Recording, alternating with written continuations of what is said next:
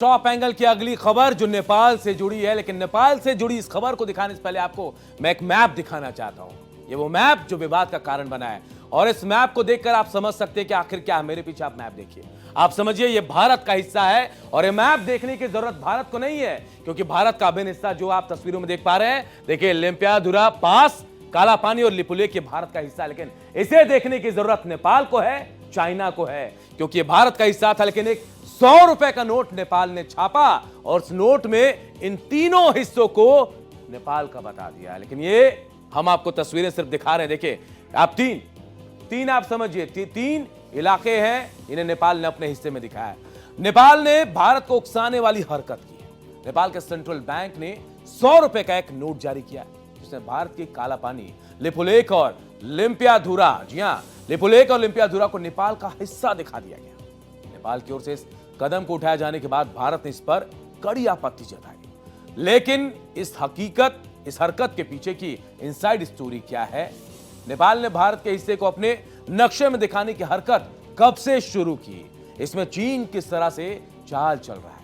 Top angle से विस्तार से आपको बताते हैं। भारत के विरोध के बावजूद, भारत के विरोध के बावजूद नेपाल अपनी हरकतों से बाज नहीं आ रहा। नेपाल की ओर से 100 रुपए के नए नोट में भारत के 3 इलाकों को दिखाने के बाद मामला तनावपूर्ण हो गया। नेपाल ने अपने 100 रुपए के नए नोट में लिपुलेख, काला पानी और लिम्पियाधुरा को अपना क्षेत्र बनाकर दिखा रहा है, जो हमेशा से भारत के उत्तराखंड राज्य का हिस्सा रहे। नेपाल की ओर से इस कदम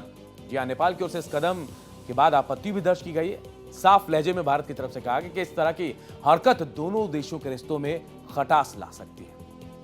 वहीं इस मामले में चीन का रोल बताया जा रहा है। फिलहाल नेपाल में राजनीतिक उथल पुथल चल रही है। नेपाल में अंतरिम सरकार है और जिंजी का विरोध भी जारी है। नेपाल के नोट में विवादित मैप को लेकर विदेश मामलों के एक्सपर्ट जो कह रहे हैं, उनके मुताबिक भारत और नेपाल के बीच संबंधों को तनावपूर्ण बनाने में चीन की भूमिका रही है।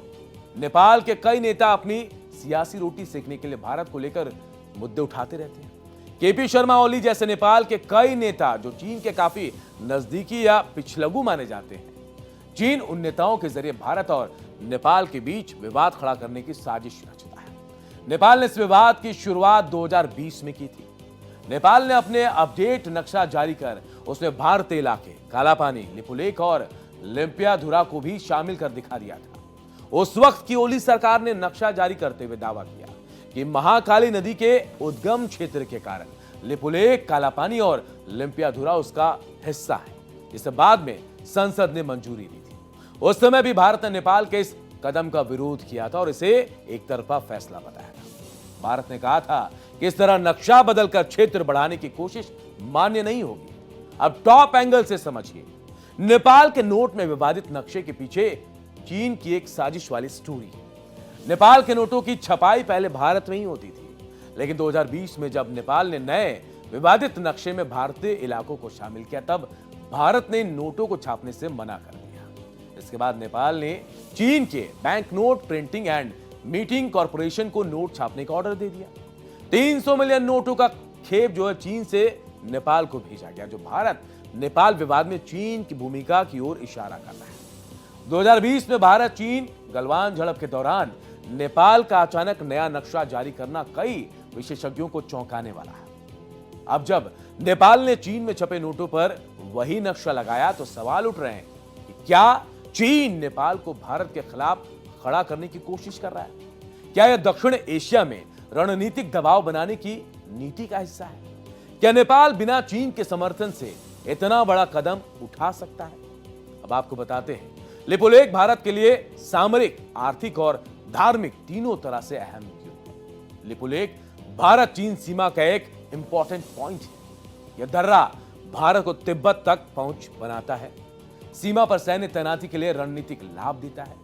2020 में भारत ने लिपुलेख से कैलाश मानसरोवर तक 80 किलोमीटर सड़क भी बनाई, जिससे यात्रा के समय के हफ्तों में इसे घटाकर 2-3 दिन का कर दिया गया।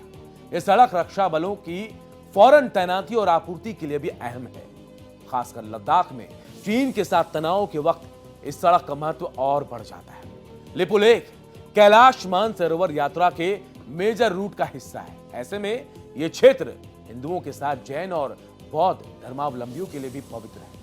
लिपुलेख भारत चीन व्यापार का पारंपरिक मार्ग रहा है। भारत चीन के बीच 1954 में शुरू हुआ व्यापार 1962 के युद्ध के बाद बंद हो गया, लेकिन 2015 में दोनों देशों ने इसे फिर से खोलने पर सहमति जताई। लिपुलेख दर्रा फिर से खोला गया। 2020 में लिपुलेख तक भारत ने सड़क बनाई, लेकिन गलवान झड़प के बाद फिर से लिपुलेख दर्रा बंद कर दिया गया था। अब 2025 में इस रूट को खोलने का फैसला हुआ है, जो सीमा व्यापार को बढ़ावा देगा। ये भारत का ये एक्ट ईस्ट नीति का हिस्सा है। यही बात नेपाल को बुरी लगती है और उसने लिपुलेख पर अपना आधारहीन दावा कर दिया। इस दर्रे से भारत चीन पर नजर रख सकता है। आजकल यहां आईटीबीपी की तैनाती भी है और इसीलिए हम कह रहे हैं कि लिपुलेख दर्रा भारत के लिए बहुत महत्वपूर्ण है, अभिन्न अंग है।